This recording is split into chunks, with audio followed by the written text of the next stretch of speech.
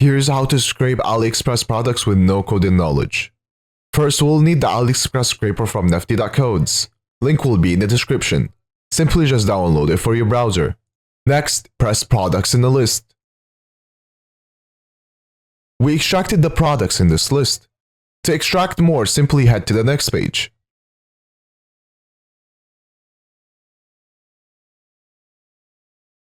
Do this as many times as you like. I will do it one more time.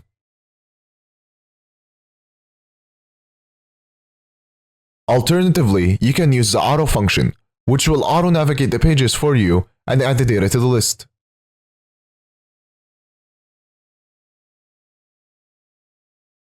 Once you're done, press Stop. Now, to customize this data, press on the settings. Now go to Customize. In here, you can customize the data however you want. So for example, you can disable some data. You can also change the order of the data. Change the name. And also add a criteria to only scrape the products you are looking for. Now let's head to Stored Data. In here you will find all the data we scraped. You can specify some data to delete or move to export. You can also find more features in the add-ons section. Now, to export this, press Add to Export List. Then press Export Products.